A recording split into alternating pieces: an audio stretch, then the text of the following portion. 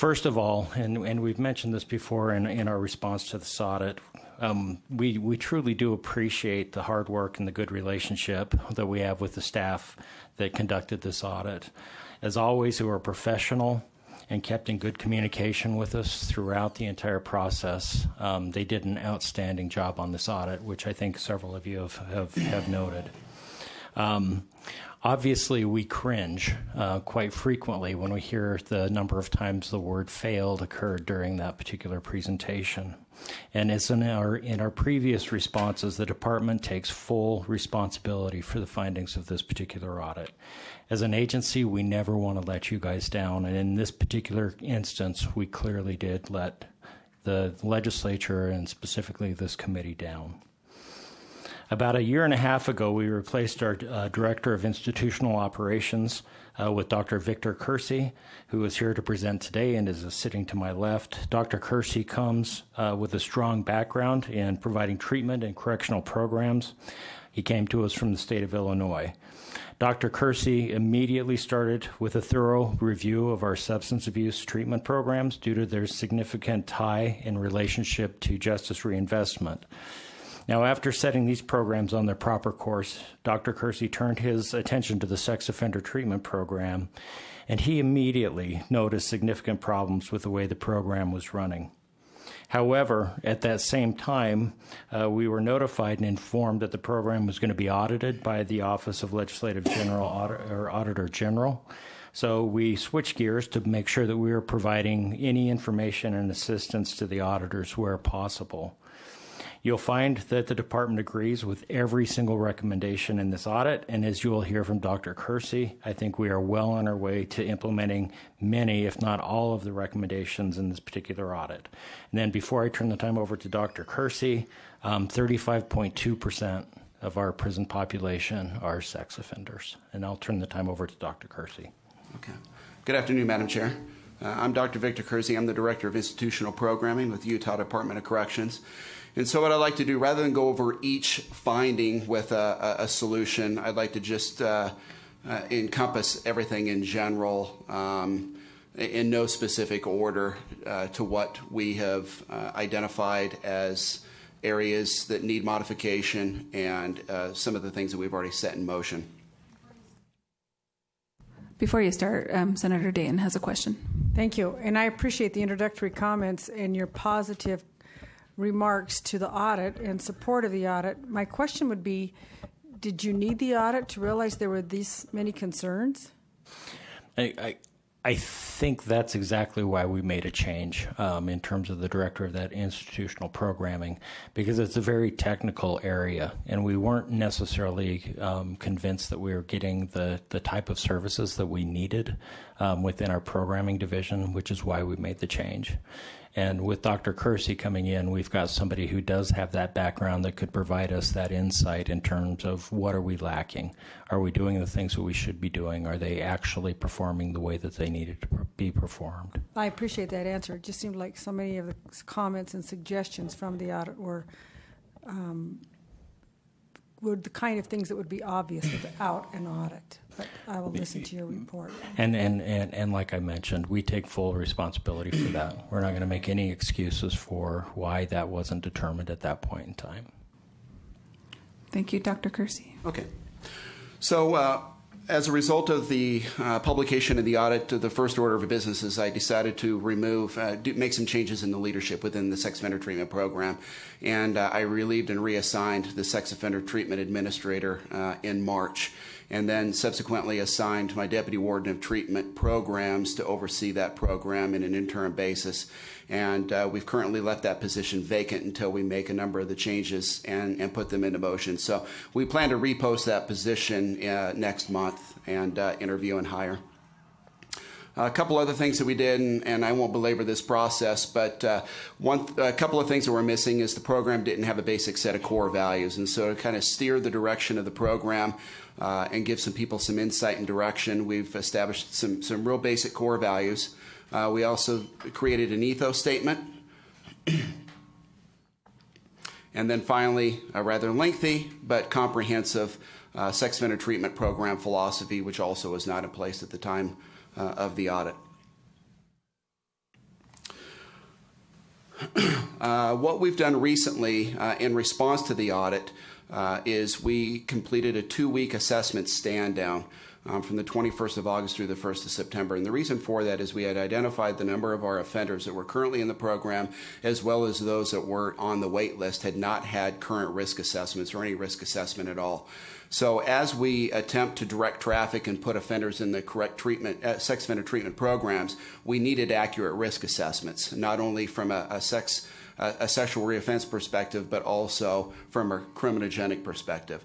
So we decided to take 2 weeks, cease and desist on treatment services, and let all of our providers and caseworkers administer assessments across the board so that we had those current, and then we could direct offenders in the appropriate treatment programs. Just as a side note, with the direction that we'd like to go, and from my experience in Illinois, is that every offender that comes into a program should have a full psychosexual evaluation within the first 30 to 60 days. Subsequently, they should have a full psychosexual assessment, again, just after completion of the program. We have not ever done that I can see. Some basic static and dynamic risk assessments have been done, but not full psychosexual evaluation. So that'll be something that we move into the direction to. And I'll talk a little bit about our psychologist positions and their roles as we evolve in this program as well. What I want to do here is I just want to briefly talk about the new programs that we have identified and already put into place, and then I'll go into a little bit more detail about those programs specific to the response to the audit. So what we identified is we had a 42% removal rate last year in our sex offender treatment program. Many of those removals were punitive in nature, so we've changed some direction on our admission, suspension, and expulsion procedures, which I'll talk about a little bit later. But also what we found out is that our offenders were not prepared to live in a modified therapeutic community. And so what we've done, myself and a few others went out to Carson City, and we attended a week-long training with the Change companies, and we have obtained and purchased a Preparing to Change, which is an evidence-based pre-treatment program. It's 26 weeks in length, and I'll talk a little bit more about that here in a bit. Low risk was a significant part of the audit, and so we have developed a low-risk program, and that began this week, and I'll talk a little bit more about that as well. The core program is set to roll out next month. It is an 18 to 24-month individualized program, and again, I'll talk a little bit more about that. What we're finding out now is that we've got at least 11 to 15 offenders, it varies, that have hands-off child pornography possession and distribution offenses, and our current programming does not address this. And in order to avoid a one-size-fits-all program, we're currently exploring a couple of options for our hands-off child pornography possession offenders. Talked a lot about the developmentally delayed and intellectually disabled programs. Again, I'll talk a little bit about that here in detail. Also, an aftercare follow-up relapse prevention-based program for offenders that have completed the core 18 to 24-month program. They're awaiting parole.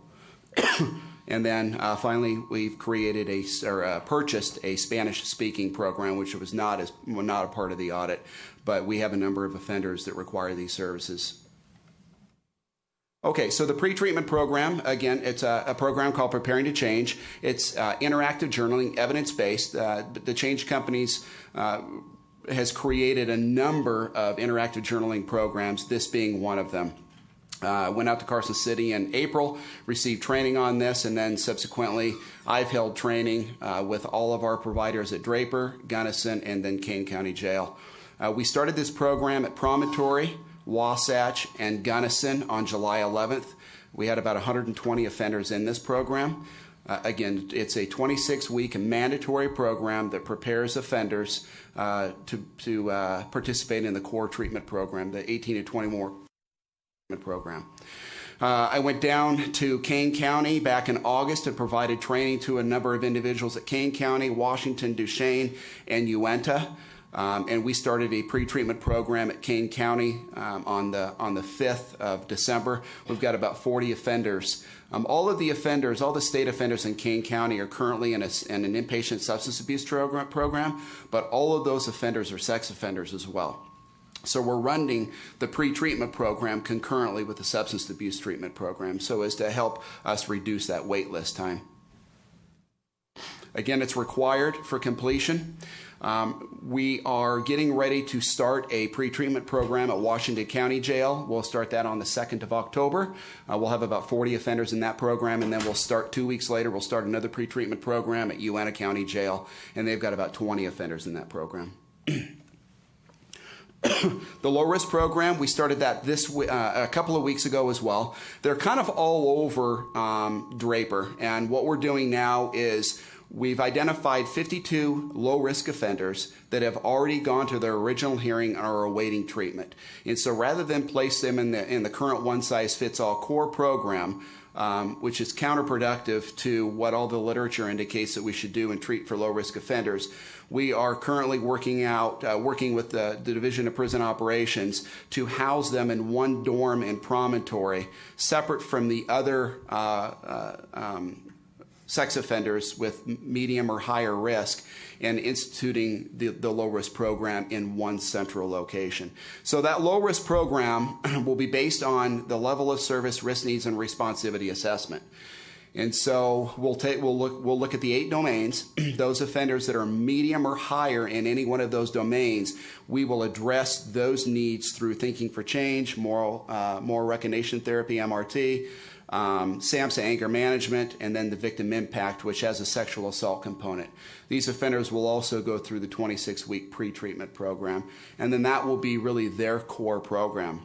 And that is for those offenders that the board and SOTP have collectively identified as needing to remain incarcerated until they receive services from SOTP. That doesn't speak to all of the other low-risk offenders, or what we call low-risk offenders, that may be eligible for release and community services. The core program, we're going to be using a program by the Naval Consolidated Brig out of Miramar. It's an 18 to 24-month program. It's evidence-based. There's some companion workbooks that go along with that. We're holding training on that program next week, and we expect to roll that program out the first week of October. It's an intensive, inpatient, residentially based program. It's 18 to 24 months. Reason why it's 18 to 24 months is it'll be individualized through the risk assessment, as well as the risk needs and responsivity assessment. We'll identify what those risk factors are, and we will plan to have them complete certain modules of this program. Those that are high risk will end up completing the entire 7 modules, which spans over the course of approximately 24 months. Again, the child pornography or internet-based program, we're exploring 2 programs, one called Only Pictures and the other Facing the Shadow. The newest version just came out this summer to that. And this is an increasing population that we're finding in the Department of Corrections. And so rather than put them in the core treatment program, we've identified a need to establish and obtain a program specific to this population. Where we talk about risk in this population, this is actually the lowest risk population of sex offenders for reoffense, specifically as it relates to morphing from a hands-off to a hands-on offense. And so we want to treat them separately in a separate treatment program. And there is a risk assessment. It is not an actuarial risk assessment because this area of sex offender treatment is still relatively new. But the best and most effective risk assessment that exists is the Child Pornography Offender Risk Tool. And that's an instrument that the authors are collecting data on now, so we plan to utilize that as well. Onto the developmentally intellectually disabled program. We've put this into motion on the 6th of September. We currently have 8 offenders, and we have 3 more offenders that have been screened that have recently come on board since that time that will be placed in this program. And this is operating out of a Wasatch facility. It's a 61-week program. And we currently use a program called Footprints, but we will be transitioning to Jerry Blassingame's what's called DD Sort program. We're just waiting for the 3rd revision to come out in October, November. But we figured that we needed sort of a patch to this problem. What we found out is the 11 offenders that were screened were previously in treatment and they were removed for non-compliance. The reality of it is they didn't have the cognitive abilities to comply with an arduous inpatient treatment program. That was well beyond their cognitive abilities. So we've brought them back into the program, and like I said, that's been going on now for about 2 weeks. Aftercare, we do have some offenders that upon completion of the core program, they remain with us before their parole. And we then take them out of the promontory facility and we put them in the general population. Sometimes they can be in general population up to 6 to 12 months. And so they generally lose those skills that they obtained in the Modified Therapeutic Community Sex Offender Treatment Program. So we have obtained permission from the author of the Mid-Ohio Relapse Prevention Program, and it's a 6-month relapse prevention-based program that we've instituted, and we actually started that on the 5th. So you'll see a common thing. We've started a lot of programs beginning right after Labor Day. The Spanish-speaking program, we have 2. The Ventura program, they're both 12 months. The Ventura program, we've got about 5 or 6 offenders in that program, and that is your basic run-of-the-mill core sex offender treatment program, evidence-based for those that only speak Spanish. I have one psychologist, fortunately, that speaks Spanish, and so she is the facilitator of that program. And then we have another one called Paso a Paso, which is a program for Spanish-speaking, developmentally disabled, and developmentally intellectually disabled. So we don't have any offenders in that program currently. They haven't screened for that. That also began right after Labor Day. One of the other things that came up in the audit was the failure on our part to have a comprehensive and ongoing review of our program. So I've created an instrument that will allow us internally to review that. We'll be doing that at our Draper, San Juan, and San Pete County facilities.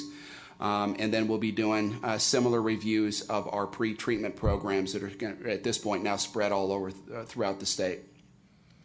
The Correctional Program Checklist by EOCJAS was something that was published in 2014. I've conducted a thorough review of that, and so we're instituting some of those changes. In fact, a number of their recommendations we've already adhered to and instituted in some of these changes in response to the audit. So as I reviewed that report, I discovered that we'd already made a number of these changes and continue to do so.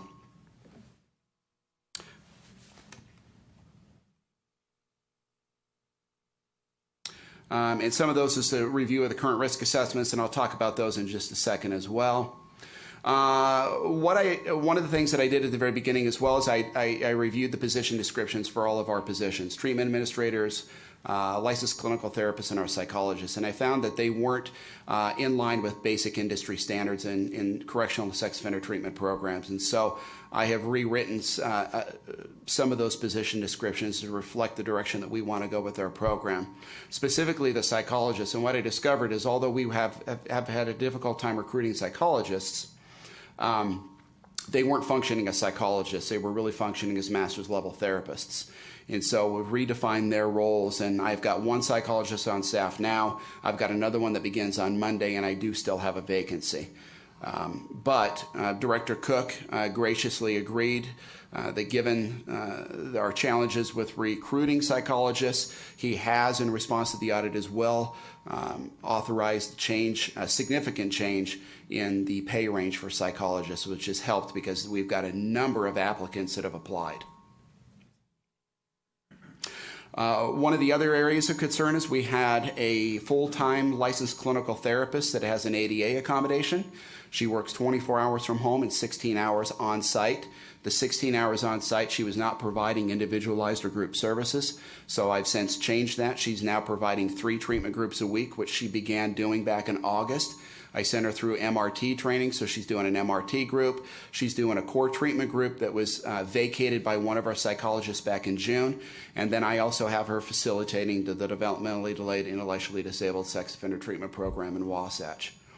And then she does individual therapy with 8 of those core offenders. And then she's also supervising 4 of our psych techs that we have from BYU.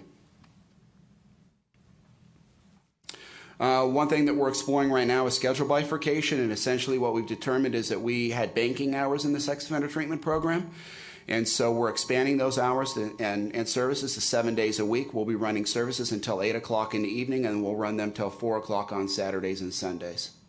And that allows us to overcome a lot of our spacing challenges, because in the promontory facility, we share that building with the substance abuse treatment program. And so oftentimes we're all kind of fighting for the same group rooms and individual treatment rooms and offices. By us expanding our services and times, it will allow us to increase the number of hours and thereby reducing the wait list of offenders that are in that status. Something that's come up a couple of times is the use of the PPG. We too agree. I'm not a fan of the PPG. We didn't use it in the state of Illinois. And so we have made a decision collectively as a department and as a program to move away from the PPG. And my initial goal was to move away from it at the end of the fiscal year on June 30th. But we're currently developing a contract that's actually been developed with ABLE Screening in Atlanta, Georgia.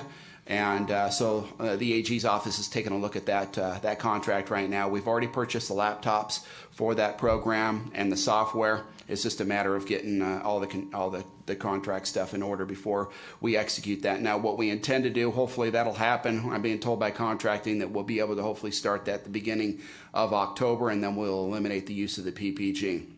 Now, what's significant about the ABLE assessment for sexual interests is it does essentially the same thing as the PPG. It doesn't yield the inconclusive rates that the PPG does, as indicated in the audit at 52%. It only takes about 2 hours to administer. It's less invasive. And once it's done, we send it off by email to ABLE Screening in Atlanta, Georgia, and we get the results by email in about 5 minutes. And then there's just some interpretation, but we significantly reduce the administration, scoring, and interpretation time essentially by half. The cost of the ABLE screening is significantly lower as well. It only costs $79 a test to administer. So it's something that I've used for the past 15 years in the state of Illinois. It's widely used. It's empirically validated.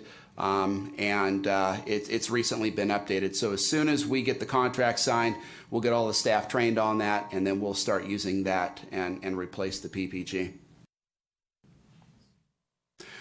As I indicated earlier, we've modified our admission, suspension, and expulsion procedures. What we also found through the audit was that our program was quite punitive.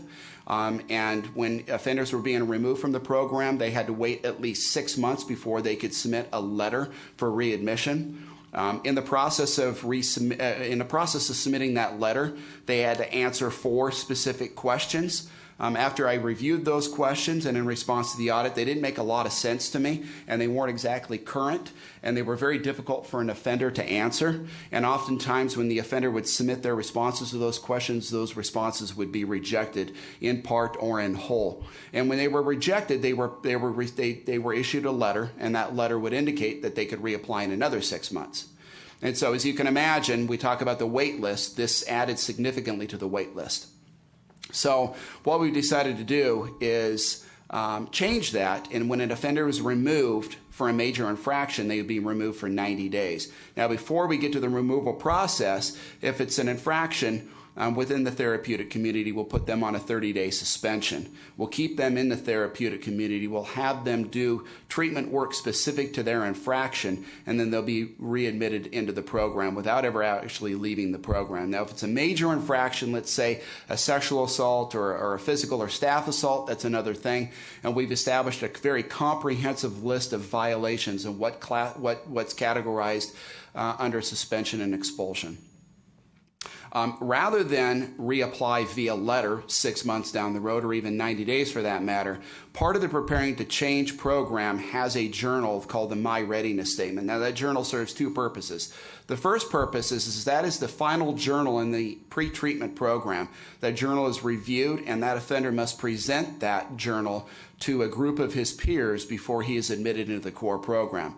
Secondly, if an offender is removed from the program, they'll be issued the My Readiness Statement. They'll complete that My Readiness Statement, and then their clinician will review that and either accept or deny them into the program, and that's done at the 90-day mark.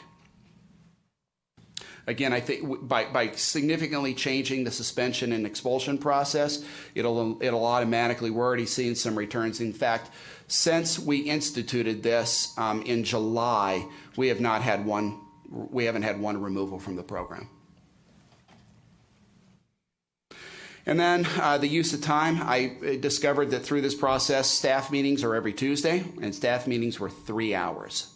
So we had clinicians from all over the facility, all over the property grounds coming to staff meetings and just spinning their wheels for 3 hours. I found them an extreme waste of time. And so we have scaled back, and also in July, I changed the format of the staff meetings. We no longer staff offenders in those staff meetings. They're all licensed clinicians, and I think that they should be responsible and are more than qualified to make decisions on whether an offender should be completed or whether an offender should be suspended or removed.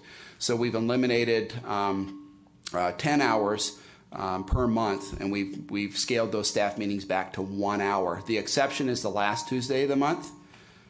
And I've instituted an annual training program. What we found out was our clinicians were less than trained and current on standard sex offender treatment and practices. And so we also beginning in July instituted and created an annual training program. So the last Tuesday of every month, usually the meeting spans from 1 to 4 hours, depending on the treatment.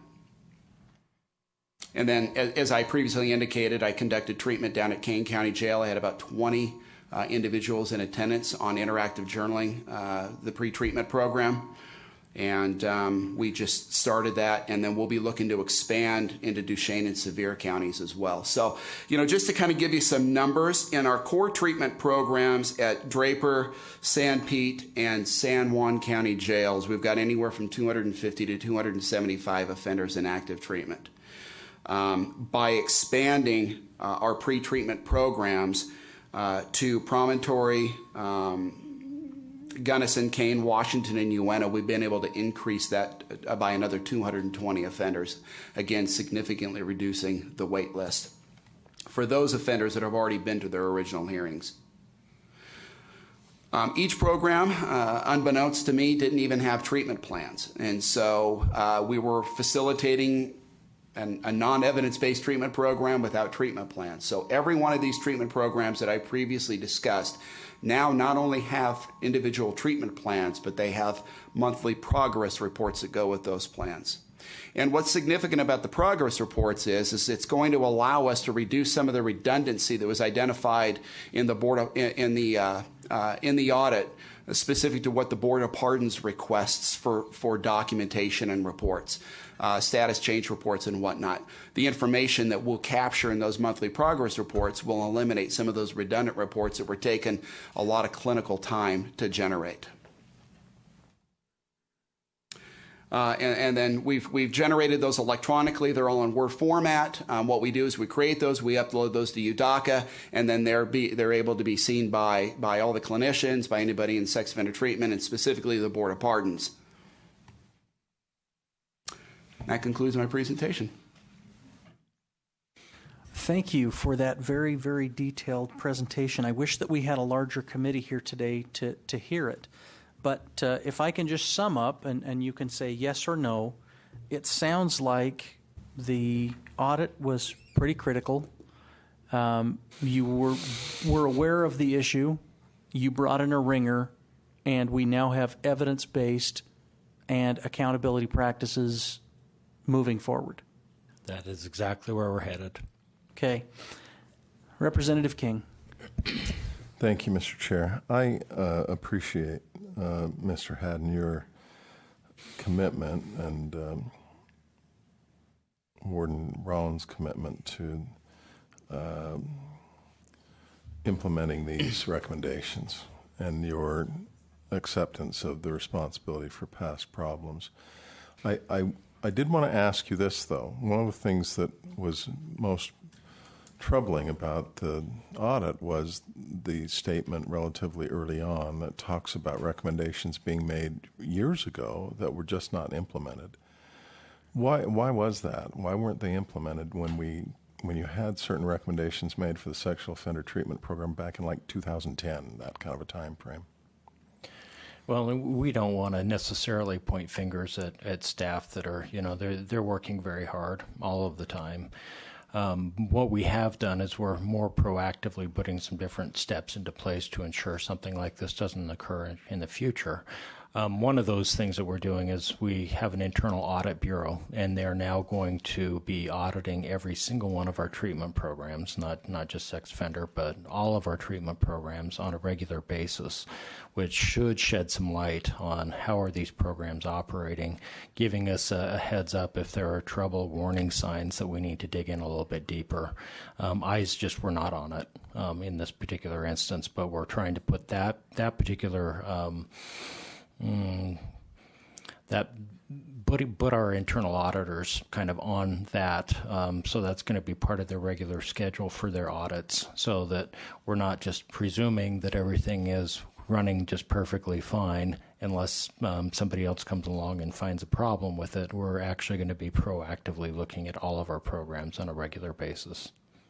I appreciated, Dr. Kersey, your comments about doing what was necessary to reduce those wait lists and those waiting times. I mean, that's a financial issue. It's a quality of life issue for the prisoners. And I just wanted to confirm, my understanding is that for an individual who has been sentenced to a determinate time and whose sentence has not run, they have to go, and they're a sexual offender, they've been convicted of a sexual offense, they have to go through the sexual offender treatment program before they're eligible for parole. Is that correct? Well, it would be based upon the Board of Pardons recommendation. And so what we've done is we've worked collectively with the Board of Pardons, and they've identified an individual that we work with specifically at the board to provide them risk and recommendations. And then based on those recommendations, the board can make an intelligent decision as to what direction they see an offender needs to take, whether it's a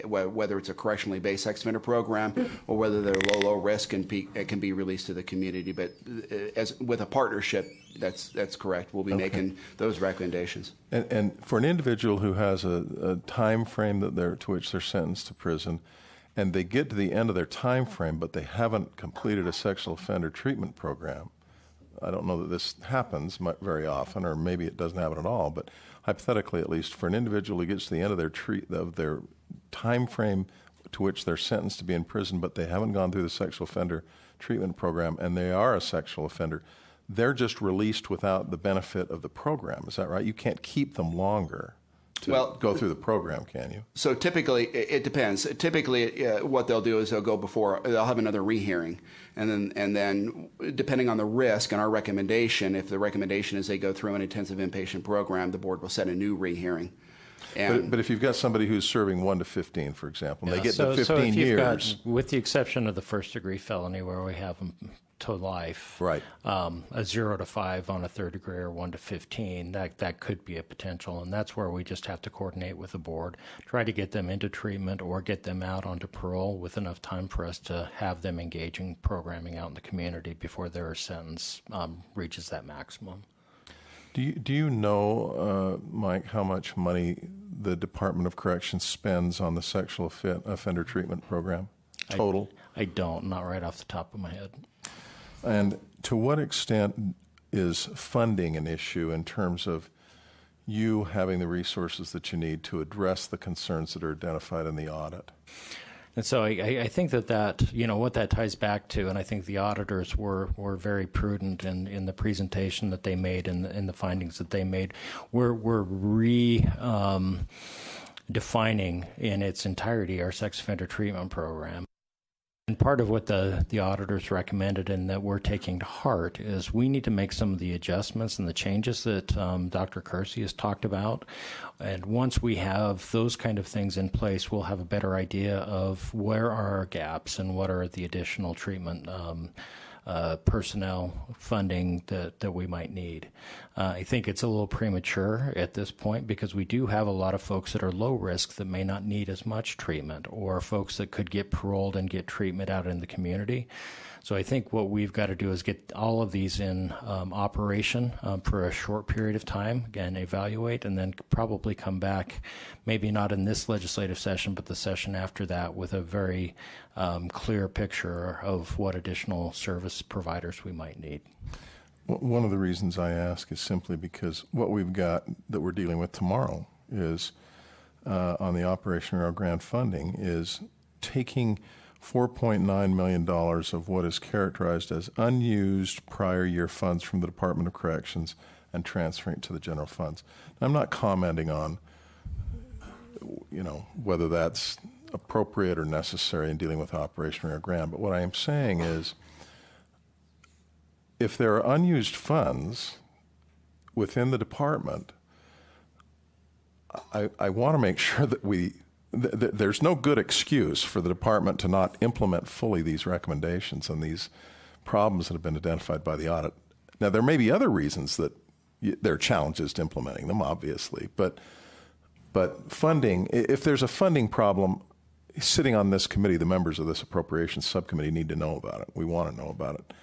If there's not a funding problem and there are unused funds sitting around, I want to know that those funds are being used in a way that addresses the deficiencies that the audit identifies. So let me respond to that in a couple of different ways. We're not saying we don't need additional funding. We're saying we want to be very prudent with taxpayer dollars and find out exactly where all the gaps are, so that we make an appropriate request for what the needs would be for our sex offender treatment program. On the other side, the $4.9 million is actually non-lapsing funds in our jail contracting line item that we just plain and simply can't spend, and it's one-time money. And we wouldn't want to fund a program or staff in our sex offender treatment program with one-time money. And since we are really unable to spend that $4.9 million in jail contracting, we just wanted to come to the table and provide whatever assistance we could for that particular operation. Well, I appreciate that. And that's why I don't want to jump to conclusions about comparing apples to oranges in terms of that 4.9. I mean, and nor do I want to say that Operation Rio Grande shouldn't be funded or that it doesn't need funding. I'm just saying that that issue is something that we want to be sensitive to. I want to make sure that to the extent that we need to implement these recommendations made by the audit, that you have the funding to do it, and if there's a funding issue, that we are aware of it. I appreciate